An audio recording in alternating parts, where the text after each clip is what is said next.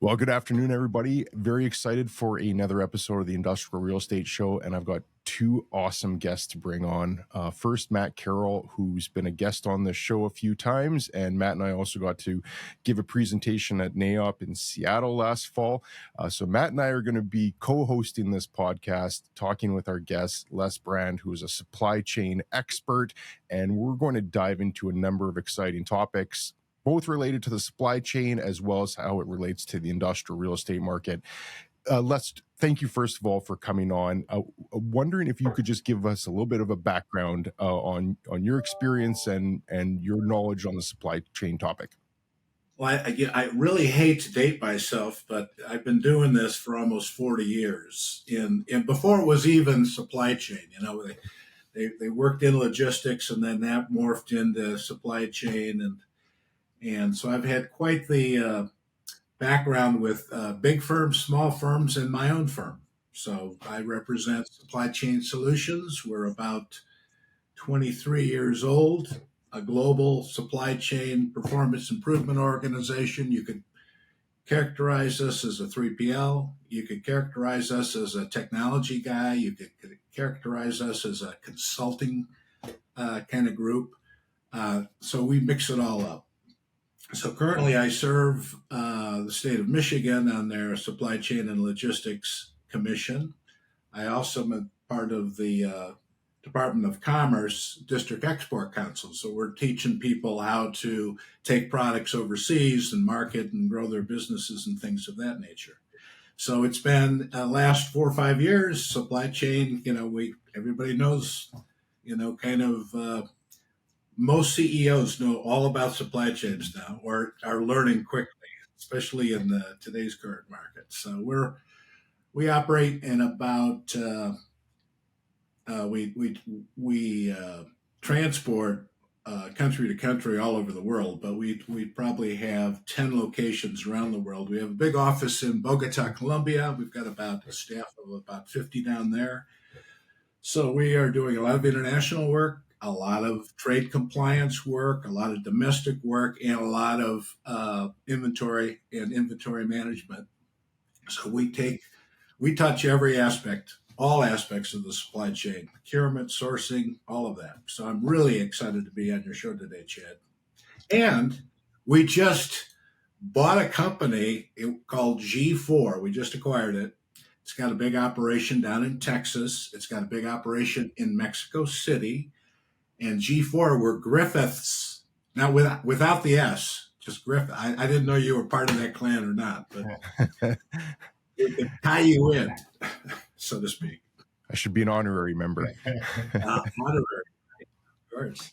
So nice to be on your show. Well, very glad to have you here, and congrats on that new acquisition for G4.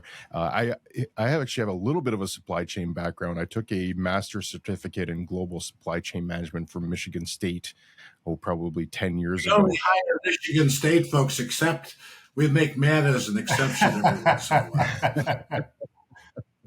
while.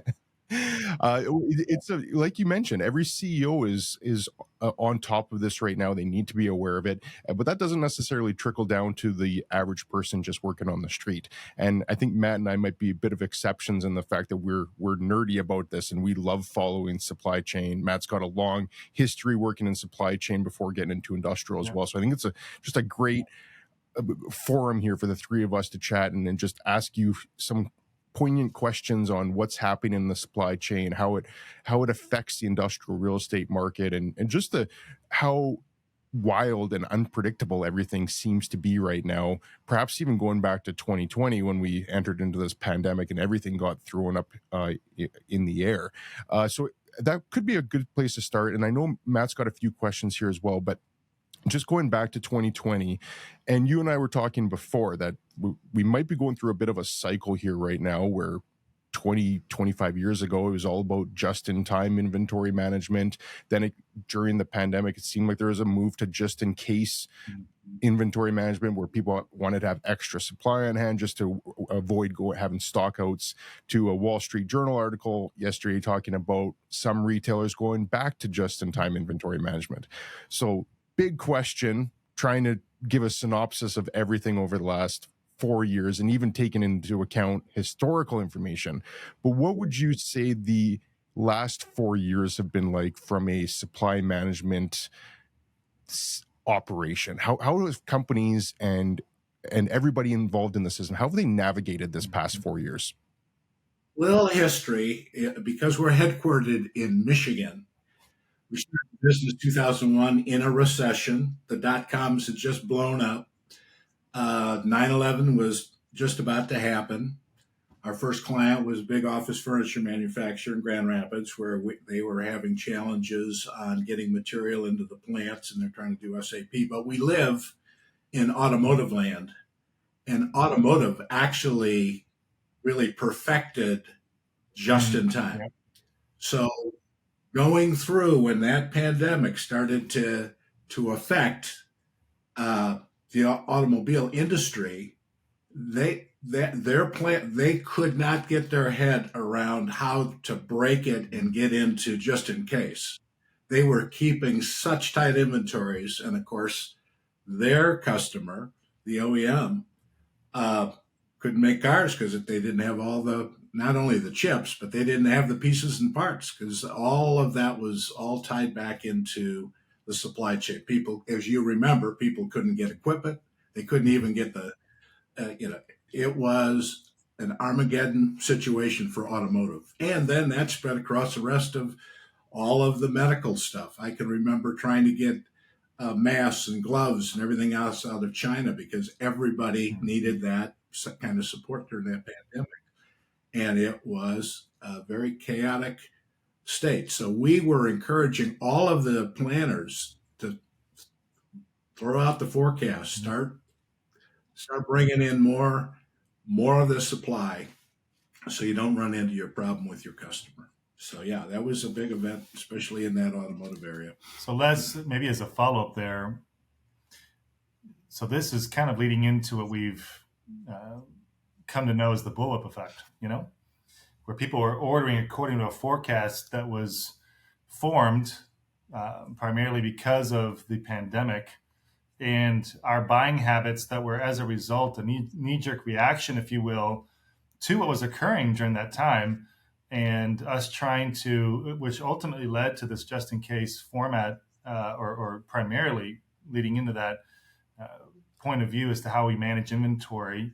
And we were chatting a little bit before we started here, that now things are shifting, it seems, back to just in time, but that just in case, became more prevalent during that time because of what you're discussing right now, what you're talking about right now. And so it's almost like this pre-pandemic versus post-pandemic point of view. And so what are your thoughts about kind of that shift now to where do we go from now, or to now rather, because some people think we'll never go back to that pre-pandemic way of doing things. Geopolitically, in fact, things have changed quite a bit since the pandemic. Suez Canal things are complicating things, Panama Canal as well. So what are your points of view right now in terms of kind of pre-pandemic versus post-pandemic, and kind of what do you believe we're moving towards right now? As I look out right now, it's a retailer activity, right? He brought a lot of stuff in to make sure he had stock to sell, and now he went through over a year of too much inventory, and if you miss it a little bit, that goes, your whole year can fly out the window.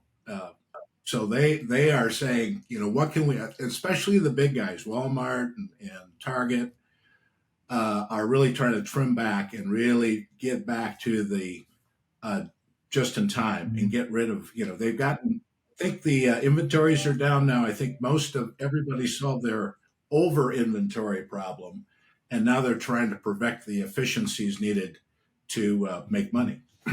So I think you're going to see this live on. I don't, we thought that the ocean rates will never they'd never go back to where they were in 2018, 19. Well, they're below that level. Below that level. There's so much disruption and chaos right now. So I'm saying this is going to live on, and it's going to spread through more and more industries. What's your take on the warehousing side of industrial real estate from a perspective that it gets a lot of talk? There's a lot of news about how the warehousing explosion was driven primarily by e-commerce. And there's stats out there that every dollar that goes to e-commerce results in a certain amount of warehouse space being needed. But I think what doesn't get appreciated fully enough is that a lot of these retailers like Walmart and Target and Home Depot, these companies also have very large warehouses to store the inventory.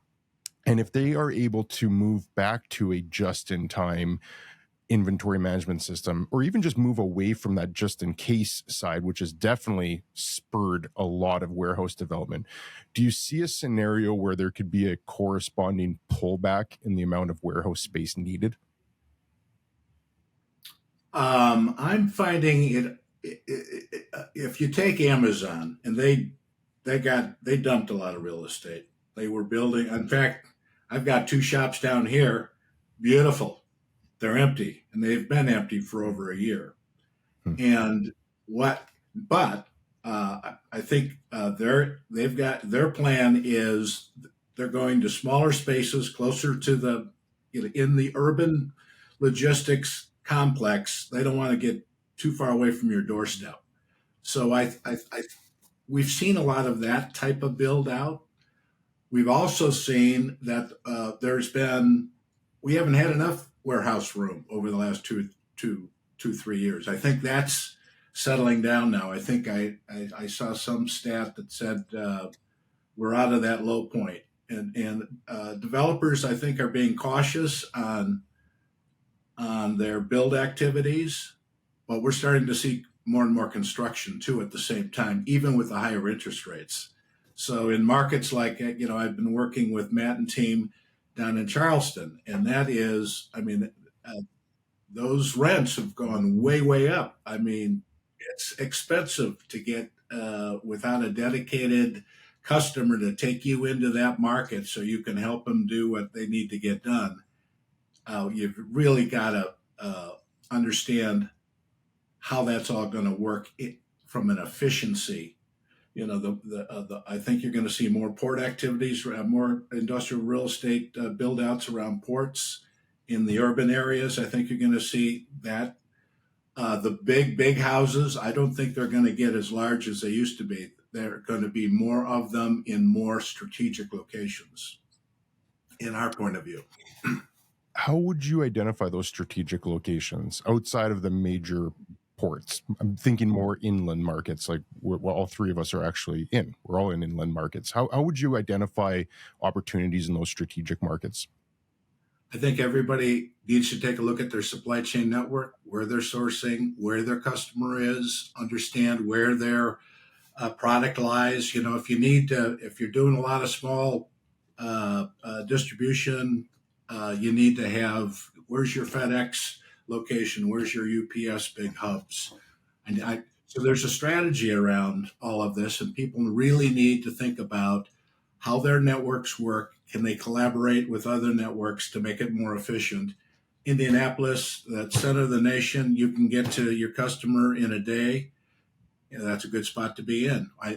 For office furniture, through all the build outs, when we were putting a lot of office into New York, that jump off location was in Hazleton, Pennsylvania. So we can come right into the city because it took a while to get down the street and get the building ready to take all that furniture. And you needed to make sure everything was there and you could do it efficiently, but you couldn't be in New York City to do it. So, you got to look at all your touch points on that stuff. So I would recommend you look at your supply chain network and look for opportunities to serve your customer better. So Les, here's a question that comes up often. In fact, Chad, you and I were asked this question when we were in Seattle. A lot of people like the idea of let's predict the future. And so, the question often is, where is the next boom of industrial real estate, right? And this coincides with what you guys do, because you're strategically trying to figure out how to build out networks to supply goods to your customers in the most efficient, fastest way at the most cost-effective possible way also, right? So one of the things that has come up recently is when you look at the Canadian Pacific Kansas City merger, okay, one of the things that we have been told is that the possible next boom, and I'm curious to get your thoughts on this, although this will take some time to develop, but the idea is that they will, not in a straight line way, but the train will run, that line will run from the northern part of Mexico all the way into Canada, and that the possible next boom will happen almost like a tree trunk coming out of Mexico, going into Canada, and the branches coming off of that being the next hot spots for distribution, logistics, and obviously, therefore, real estate. I'm curious to get your thoughts on that and whether you're seeing that from your customers. And I guess we could start with that conversation, how a couple of months ago I was told that Laredo was now at least in that moment in time, the number one port in terms of volume at that point in time. So almost like a shift of people moving goods through Laredo to go south to do their nearshoring in Mexico to then supply into North America. So curious to get your thoughts on that. I got a long story about that, but I'll do a real quick one. Before the 2008 debacle, Perot had a big park, Fort Worth, Dallas, and I was a resident down in that park. There was another developer who wanted to develop South Dallas. There was airports and railroads crossing down there, and his big vision was Mexico was going to turn on. Now this is 10 years ago. And it never really happened. In 2008, that washed him out. He had bought the property. Nothing really worked. Today, Mexico's our largest trading partner, followed by Canada, then China. And Mexico has always been a little difficult, not just because of some of the drug issues and the like, but there's been an imbalance of trade back and forth. But now, as you're seeing more and more folks set up residence in Mexico where there's balance, the ports down there, Manzanillo and the like, that Kansas City Southern serves, you're going to have that you're going to have that volume coming through, and there's volume going down now because of the a lot of it's automotive. That's a big automotive hub. So there's things coming into the States to be processed, to go back to Mexico, to be put on a car or put on a truck somehow. That's going to be a bit. That's why we're down in Mexico City right now. That's why, Matt, we're going to need your team to help us figure out what we need to do down there and where we need to locate, because it is going to be a boom market, we think. Yeah, I'm completely with Matt on this as well, and I really appreciate your comments on Mexico being a good opportunity. And there's a good illustration of this actually. There's a property in New York City in the Bronx that just about finished. I think it's supposed to be completed next month, but for all intents and purposes, it's almost ready. And it's still available. 1.3 million square foot warehouse logistics center, largest industrial development in New York. And a year ago, this would have been snapped up at the conception stage. As soon as it was announced, there would have been a tenant that took it. And now the whole building, all 1.3 million square feet of it, are vacant. And one of the reasons, they're estimating lease rates to be in the mid-30s a square foot for that. Whereas if you go more inland, you could probably get rates in the $6 to $8 a square foot, and you've probably got lower labor costs, you've probably got lower transportation costs. All the input costs are going to be lower. Is there, in your mind, an opportunity along that main tree trunk, as Matt alluded to, going from Mexico all the way through the U.S. and into Canada on that CP Kansas City Southern line? Do you see an opportunity where companies will start taking advantage of lower lease costs, lower input costs, lower labor, or is those ports always going to be in high demand? I'm following your track. It's going to go inland, a lot more inland. You can't. I would think, and right now we're servicing Mexico through the States up into Canada and back, and those our biggest issue is where are we going to find the labor in some of these markets? Is there a labor population? Is the cost to put a facility up? Can we make that the most optimal facility? You know, we're seeing now structures going 60 feet in the air, and Mhm. you've got now material handling equipment that can do that stuff. They can put stuff up without breaking it 60 feet up in the air. And a lot of that, how do we turn those humans into, I don't mean that our material handlers are great, but how do we automate some of those processes? And how do we use some of the technology that's available and optimize that space so that even at the higher rents, your flow through and your cost of putting a unit through is going to be lower. You know, Les, that's a very interesting point, because one of the things that is a huge topic of conversation is not only the EV conversation, which was a big topic in Seattle. A lot of developers are talking about EV, but it's also automation, right?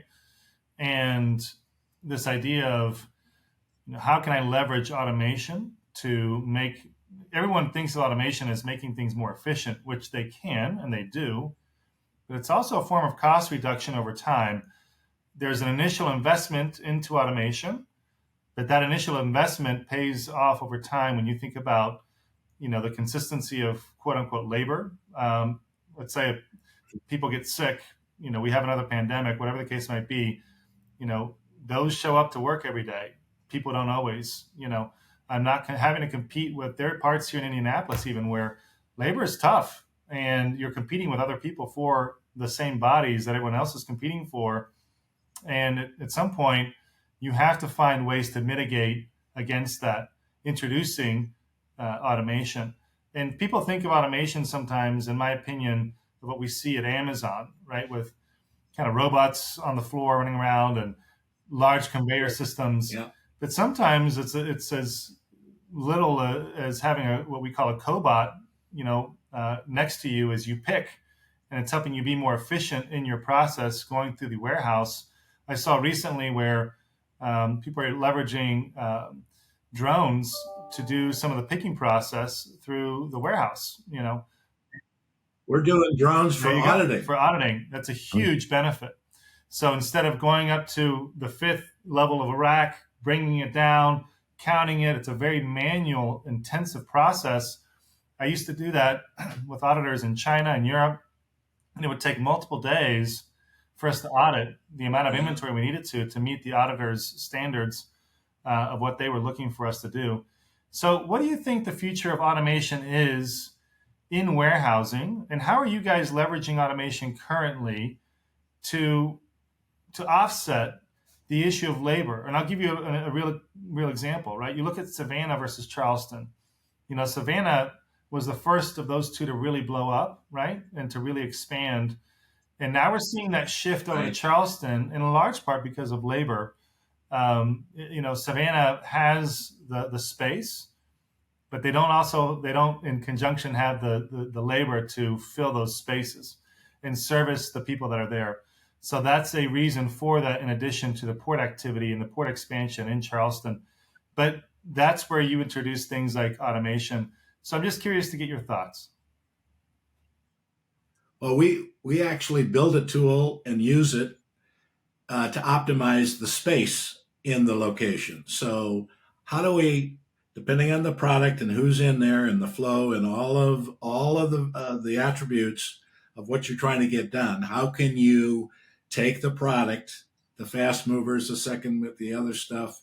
How do you put your material handling, get the narrow aisle, the narrowest turret truck that can go up and down very high? How do we make all that work first and optimize the business process? Then the robotics and the business process automation, like the drones coming through, we've been playing with those things, and it's working, and it's saving us a ton of labor just on the audit. And we're held. That's our accountability. We need to be 99.999% accurate. That's a differentiator. So how do I improve that accuracy? How do I make that customer that happy that I've got the lowest labor count in that location at the highest productivity rate. So even the business processors and all of that's shuffling all the paperwork that used to come through, all of that's being Sure. digitized right now. And I'm curious to get your thoughts on this too. You've mentioned automation a couple of times. I'm sorry, the automotive. Obviously, automotive has been heavily. There's been a lot of automation applied to automotive for many years. But I'm curious to see outside of automotive. We're seeing a huge rise right now in pharma, and the expansion of pharma in terms not only in cold storage spaces being used, but in general, just because of the sophistication of what's happening with pharma and the more broad distribution of pharmaceuticals in general. I've heard and I've been told and I've read that is a component to what we're seeing in warehousing that is leveraging automation pretty heavily to reduce the costs of labor. Are there other industries that you are seeing where automation is on the rise as well? Well, interesting. You pointed out pharma. We've been fortunate enough to start doing a lot of pharma, and the first thing the CEO told us is, "How do we automate these? Right now, how do we automate in the location that you're going to be operating? What are those ideas? What's the cost benefit, and how do we do that?" So we're actually in that right now. Plus, they're going to require ISO on everything, and ISO can vary if you're not careful. So, but there's going to be a give and take there on the pharma. On the flip side, as you know, Matt, we work for one of the large trailer guys, and all they can think about right now, they're outsourcing a ton of what they used to do with a very heavy labor concentration to an automated siding. I mean, they're building this stuff and they slap it up, and you don't need all the guys tacking it together. So that's manufacturing is going through that evolution right now. They're trying to automate all of those workflows with whatever they do. So we're seeing a lot of that in the manufacturing sector. And especially as they nearshore, you got to be competitive with the world. Right. So you've got to take the labor cost down. On the topic of automation and even dovetailing on Matt's comment about EVs, all of this requires considerably more power than would have been contemplated 10 years ago, certainly more than 20 years ago. So with new buildings coming on, I've found developers are more cognizant of this, and they're accounting for that, and they're adding more power. But a lot of this old inventory, called a 10, 20-year-old warehouse, was not designed with these power requirements in mind. They might have had enough to power some basic lighting, maybe some small stuff along the way, but certainly not at the requirements of today and tomorrow's distribution with all the automation and EVs and everything that's going to have a power draw. How is the industry on the occupier side? How is the industry trying to adapt with this in terms of perhaps considering a 10-year-old building that just doesn't have adequate power for the automation and the EVs that they want to incorporate?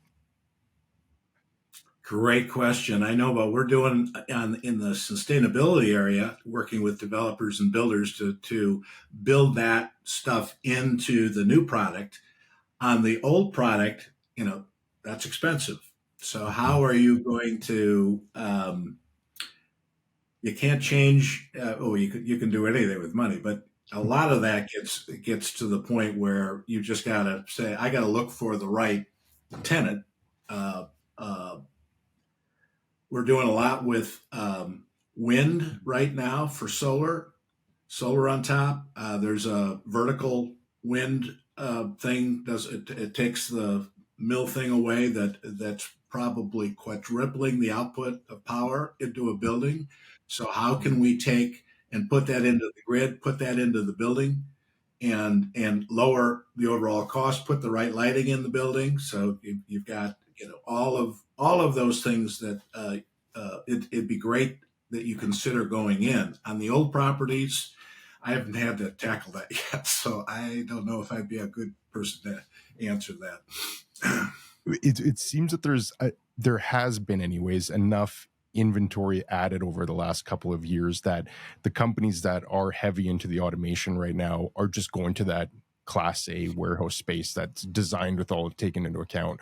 If we do get into a shortage situation where there isn't enough development to keep pace with new demand, then I think some of these companies have to start looking at that older stock of industrial. And I don't think the industry is ready for this. I don't think the power grid is ready to actually accommodate all this increased electricity demand that's going to come with it. So I've been big on that as well. I've been saying every property owner should be looking at solar right now, whether it's feasible, whether they can make sense of it, whether, and there's issues, of course, as well. There could be insurance issues, there could be structural capacity issues. Is the building actually able to accommodate it? There's all sorts of issues. But beyond any of the ESG initiatives that a lot of companies are looking to adopt, I think it's just important that property owners look at ways of bringing in ancillary power, because I think that this isn't going away. We're going to have continually more demand for electricity, EVs, basic automation, like you were saying, Matt, and even the drones. All of this stuff takes more power, and I don't think the grid is capable of supplying it right now without some massive upgrades. So I'm big on that as well. I'm glad you mentioned wind, because that's one that I haven't looked at a property level yet, but that would be I fascinating to will, Chad, that. I will send you some of our research on this wind stuff. I'm finding it fascinating, and it can work a lot. And we used to do a lot of wind farms. We moved all the material in and all of that. This new technology on wind is something I think you would be really interested in. So is it essentially like at a property level, the wind just spins a turbine and the turbine leads to electricity production? Is that like in a very simplified? Or you build your battery bank on the building and use it for your power boost. Very interesting. I'd love to see it's anything that you had on that. It's an interesting Yeah, concept. I'll give you both a copy of that.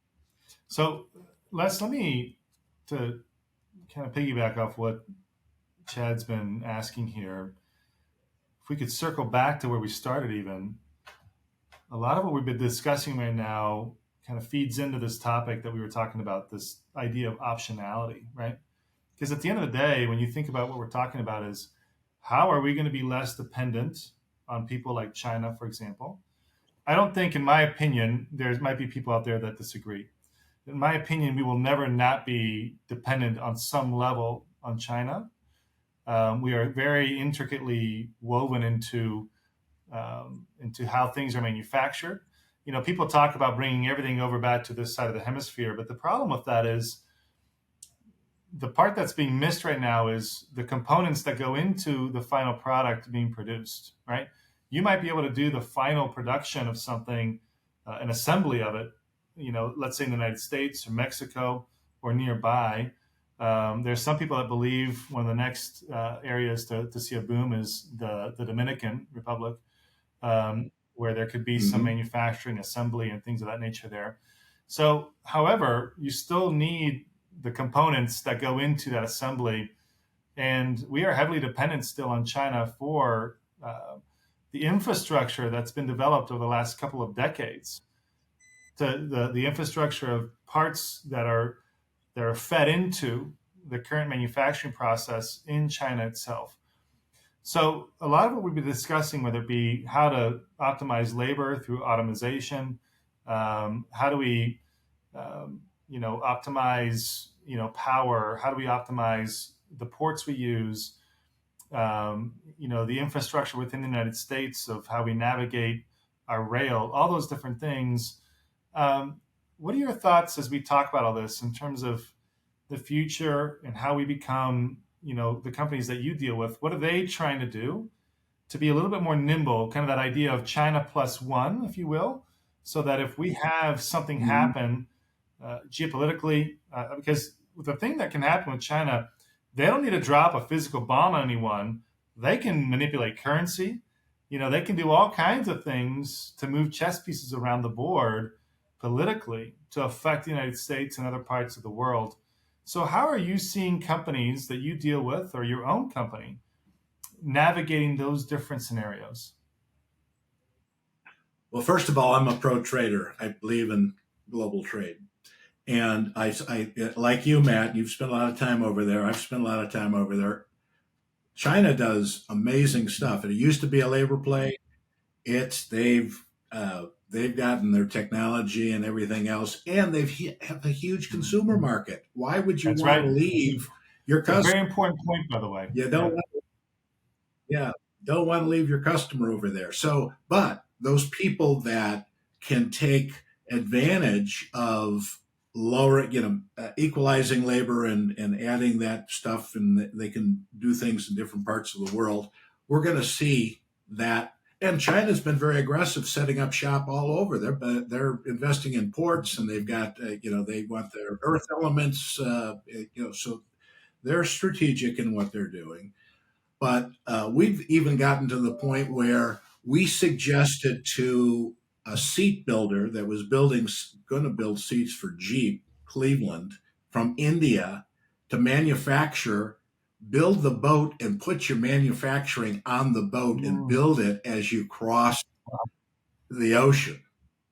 So there are some wild ideas out there. I'm not as good as Elon, but I tell you got to start thinking about different ways to uh, do things that are non-traditional and still service the need of your customer. That's a new one for me. Have you heard that one, Chad, of putting things on boat and assembling them on the way over? Yeah, that's a whole new industrial engineer thing I want to work through. It would make sense. I mean, that is a lot of idling time spending weeks on the ocean. If you could figure out how to manufacture simultaneously, would that ever trim down on time? And that's a good segue actually, because I'd really love to get your thoughts on travel time across the ocean right now, because we're dealing with drought. Gatton Lake, the lake that feeds Panama Canal for their lock systems, it's at historical lows. So there's bottlenecks at the Panama. There's all the issues at the Red Sea right now, which is leading up to the Suez. That's causing bottlenecks. Two of the main choke points in global trade right now are blocked for different reasons. One's drought, one's geopolitical. What kind of impact are these incidences going to have on trade right now and the economy and market as a whole? Well, not only that, all the pirates that are now on those new trade routes I mean, you're getting shot at from every angle. And right now, it's 2 weeks longer, and it's going to go longer, and the rates are going to go up, and that'll take some of that just in time back to just in case, depending on the situation. So, and I don't see this thing ending soon. I think we're going to be dealing with this good part of this year into next, if not longer. And that it gets real. Now you're talking. Now you're getting the politics and all this, and that's really. So. And And that's kind of, Panama's 2 years out. They're not expecting that to fix that for Wow. 2 I years. didn't realize that was the time frame. 2 years. so you might have one of the most challenging jobs in the world trying to figure out all of this. And the logistics industry is in a recession. So on the one hand, I think we're doing pretty good. On the other hand, it's tough living out there right now. So we're chipping away at it. So when you hear a headline like the Wall Street Journal coming out and saying retailers are going back to that just-in-time management system, is that just a sensationalist headline? Because and it's kind of a leading question that I'm asking, because I think that it's impossible to predict these things right now. Like, you can't say that one retailer going through one season, all of a sudden that constitutes a new trend, that we're now back in this just in time. And maybe it's impossible to even say, but how are companies trying to navigate their inventory management during so much uncertainty, global trade, recession, all the geopolitical, everything going on? How do you possibly even navigate through this right now? Great question, Chad. Chad, I'll tell you, watch air freight. As those ocean rates come up, air freight's not that bad, and you can get that just-in-time element back into it. We're doing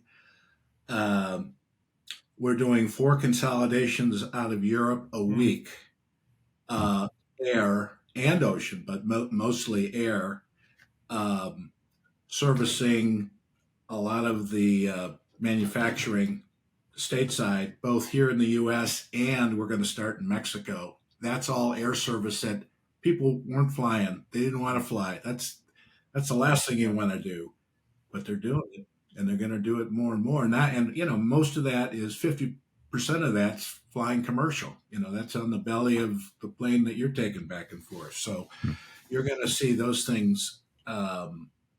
Watch air freight, but as far as getting a crystal ball on trends, that's a hard one. Les, it's interesting because Chad and I were talking a lot about this in Seattle even, and we've talked about it since then. When you think about our economy, people like to, I just had this conversation yesterday with a client. People try to, I think, oversimplify it, which is natural, to let's blame it on inflation, interest rates rather. But really, when you think about what we're talking about here, it's a very complex mix of politics, of what's happening at the Panama Canal is actually because of a drought. So that's beyond political, or beyond the spectrum of politics. So it'll be interesting to see, in my opinion, and Chad, I'm curious to get your thoughts too, but how this affects inflation, because when you talk about something being on the sea for a couple more weeks, now you're talking about an increase of usage of fuel. You're talking about having to carry more inventory, like you were saying, Chad. Now we're moving towards, or you said this less, we're moving away from a just-in-time to just-in-case. We're going back to that if we need to have that kind of, if we're experiencing these types of issues around the globe. So it's going to be interesting to see. It seems to me like, although we've moved as a society to consuming in large part services, right, away from primarily goods during the pandemic era, where now we're spending money more so on vacations, on travel, and on consuming, going out to eat, things of that nature. It'll be interesting to see how this affects what we do, Chad, which is real estate, how this fills up the need for inventory again, and how that fills up space. But I'm curious to hear your thoughts on that part, Les, in terms of how this is going to affect, because you're seeing the rates in real time here with ocean, with air freight. That's going to have an effect on prices and on inventory on this side. What are your thoughts there? Well, inventory is cash, and you spend another 2 weeks on the ocean. You just starting to see dollars fly, and those routes are getting more expensive. Those are more dollars. With I don't think the interest is. Hopefully, we see some relief, but I think we've all experienced days. I grew up at one point. There was an interest. It was 15-16% interest. Now that was back on a little. It wasn't. It was a little different back then. But we've gone from what 2 to 6% or something. It's not awful, but you got to factor it in because it's a big deal. And now with all the time it takes to get material in, to do all those things, that's hurting the pocketbook. And consumers are going to pay for it. You've already seen your food go way, way up. The other thing in industrial real estate, I think there's a bonanza in is food, is the cold chain and the growth of that. That's going to, I think it's going to, I mean, it's big now. It's going to get bigger. Yeah, I've got a couple thoughts on that as well. And on the inflation and the interest rates being a lever trying to control inflation, I'm very cynical and untrusting of both the feds and central banks across the world and the government departments that actually report CPI numbers. And even just going back to Jerome Powell saying that inflation was going to be transitory, and then a couple months later saying we should retire the word transitory, and then, well, maybe inflation's here to stay, and then all of a sudden we have a problem and we need to address it. Like, his track record going through this is patchy at best. So I don't have a lot of trust in the feds navigating their way through this. And I also don't have much trust in CPI numbers. And I think that it's very easy to manipulate those numbers in terms of what you include in the basket of goods and how much Absolutely. weighting you give to each of them. I'm inherently cynical that we're actually being told the full story on this. This is a bit of a rant, and I like to say that I'm pretty composed, but this is where I could become unhinged is talking about these numbers, because I just don't I'll add think some more fuel to the fire. I love PPP started it all. PPP, you flood the market with cash, and crazy things happen. and we're seeing that, and Yeah. I don't see inflation under control. I don't, in terms of the average person on the street and food prices and travel and just cost of everything. I do not, even housing, just by They extension, can't afford their rent. you can't afford the Most rent. of our workers can't afford the rent. And that's what's so fascinating to me about this, is that interest rates are almost they have the opposite effect in one way, in the fact that you raise interest rates to control inflation, but that has inflationary pressure on it, because now Yeah. mortgage costs have to go up. Anyone on a 30-year mortgage is unaffected, but they probably still have car payments. They probably still have lines of Sure. credit or whatever it is. So that has inflationary pressure on it. So it's I think that a lot of this is politically driven. We have a big U.S. election coming up this year. In Canada, we'll have an election in 2025. I think that there's a lot of political pressure, and it's easy to do. It's easy to manipulate these CPI numbers to make it look like inflation's under control, when I really don't think that it is. And this kind of all leads to a question I had for you, Les, and you've almost 40 years doing this, so you've been through a lot of these political cycles of an election year every 4 years. I'm hearing a lot right now that companies are saying, let's just hold on. Let's just keep things status quo right now until we have some certainty on what this is going to be.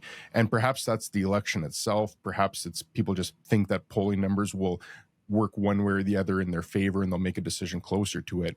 But for companies that don't know what's going to happen on who the elected leader will be in November, I'm hearing a lot of companies are saying, let's just wait. If it takes us another 8 or 9 months to wait for the certainty, we've gone through so much chaos over the last 4 years already.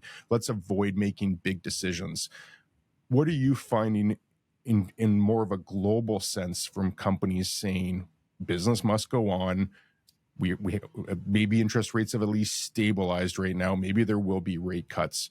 In light of all this turmoil that we've gone through in 4 years, and now adding to it with higher interest rates and political issues and geopolitical issues, how are you finding companies making decisions right now beyond just day-to-day operation decisions, but actually big tactical decisions? Great question. And we're, our ideal client is, multi-billion-dollar, multinational. We do things under contract, long-term. If I just took a look at our pipeline, our new business pipeline, that used to be very active for the last 4 years, it is starting to be very stagnant. It's still there. Things that were supposed to happen yesterday, it's now been pushed out to the day after tomorrow.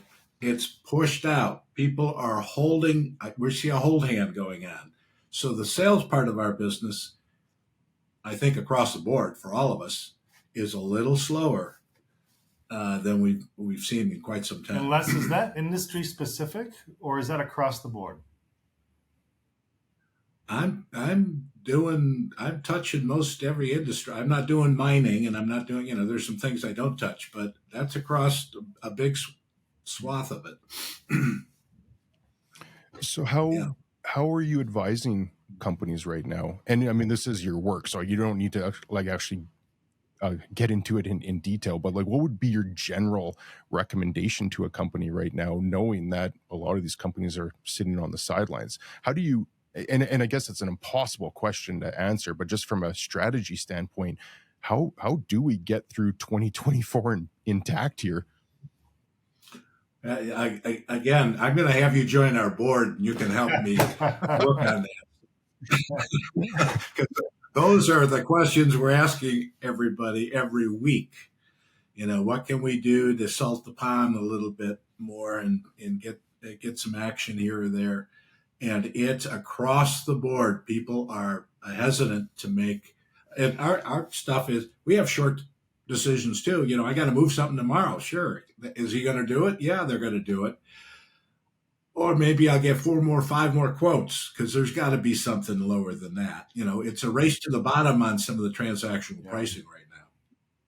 And I don't play that game. I'm a value provider. I don't do a price thing. So you find yourself less being in a position where it seems to me, hearing what you're saying, and especially with what I used to do, this certainly was the case, where you become almost reactionary to the outside forces that we've been discussing for nearly an hour now.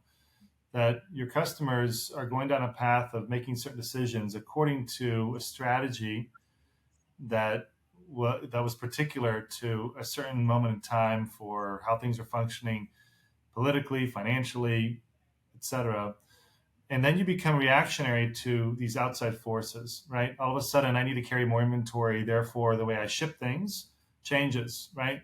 You're talking about shipping things more often, more frequently via air. The way you store things differs. I need more space now because it's just in case rather than just in time. Do you find that in what you guys do, constantly shifting, to this reactionary mode of how these customers are having to react themselves to these different forces? Yeah. I don't know how. I could probably pick out industry to industry, the healthy ones that are still moving along. Everything's good. Everything's, and then I can find the other ones. A lot of it is supporting manufacturing, the suppliers of the manufacturer, the way the manufacturing is trying to shift from a middleman to a go direct manufacturer to consumer. Where they have to, if they're going to keep that business base, they have to service the heck out of them, or they're going to lose them. Because now they're responsible for getting it there. So, interesting question, but I think I'd have to take a better snapshot to try to answer that. But the headwinds right now are slowing things down across most of the stuff that we're touching. Maybe a second part to that then, Les, is this. The question we are asked often is this idea of what we talked about just a second ago, is nearshoring, onshoring, all those different things. I'm like you. I'm for global trade. I think it's the best thing for all consumers, right? And so, even take food, for example. I mean, we are better for it to have, different foods from all over the world and enjoy those different, cultures and foods. And you can apply that to all industries, right? So that's a simplistic way of viewing it. But I am like you. I'm for global trade when it's done properly and in a healthy, legal way, right? Yeah. Yeah. But so the second part to my question, to what I was asking a second ago, is, Chad and I deal often with questions about, is manufacturing coming back? How much of it? If it is coming back, where is it going to be next?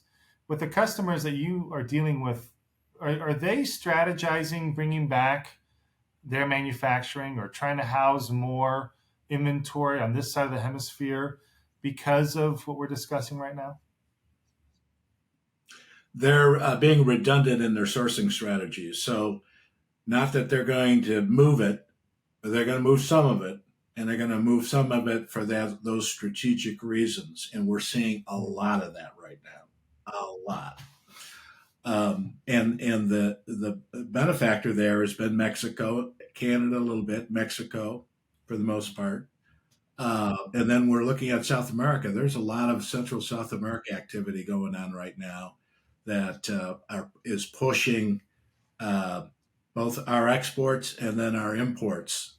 That's going to get interesting, especially along the Miami stuff that we talked about, a few other things. That's going to be growing. And that push towards South and Central America, is that because of a growing consumer base there, or is a stopping point to feed North America? Both, depending on if it's food or Pepsi or something like that. Both. One thing I wanted to just get you to elaborate on a little bit. You mentioned following air freight numbers as being a good indicator of what's happening. What else do you track regularly? And I'm thinking more from somebody listening to this than saying, well, I'd love to just glean more insight into this as well. What are some things that someone can track to just get a better sense on what's happening? Great. We use a variety of different tools, both international, domestic. We're looking at the domestic truck market. We're looking at all the international trade lanes. We're looking at spot versus contract in every trade lane, and then we see where the volumes are moving.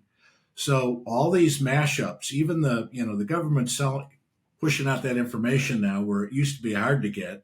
People are taking it and mashing it up with other indexes and coming out with some really good information. I can almost go in and if I can almost go in before I call on somebody and I'll have more information about what they're doing than they do. Mm-hmm. That's how surgical you can get right now. Well, including the industrial real estate market. Yeah. And perhaps that's actually a good spot to wrap up on, because I think people could appreciate just how complex this is, and having a pilot like yourself flying the plane as opposed to the passenger just thinking that they can get into the plane themselves and fly it. If there is that billion-dollar company out there, your ideal customer listening, and they want to reach out, or perhaps it's a company that's aspiring to get to that level and they want to reach out, what's the best way for people to connect with you and your company? The best way to connect with me is probably through your YouTube channel. I'll send you my stuff. You put it in the bottom of that, or on LinkedIn, just Les Brand, and I'll pop right up. I'm a big LinkedIn user. I'll add all of that in the show notes there as well. Your company, the SC Solutions, is it LLC.com? Supply Chain Solutions, and it's SC Solutions with an S, Inc., INC.com. Okay. LG Brand, put the G in there, SC Solutions, Inc.com. Okay, I'll add that as well. And Matt, I'll also include I'm going to add all of this into our list, so this podcast will go out to all of our users looking that they could share with you and contact you directly. Well, that's greatly appreciated. I loved everything that you had to say on this. I could easily talk to you for a full day just about all this stuff. I usually do it over a glass of wine, so we'll have to threaten. Part 2 will definitely be over a glass of wine. That'd be much better than this. Although this is a great compromise. I love getting to do these, but a glass of wine, part 2. Let's book that for down the road. Yeah, very good. Well, nice meeting you, Chad. Matt, as always, we'll be back at it next week. All right. Thanks again, Les. Thanks, everyone. Okay, take care. Bye now.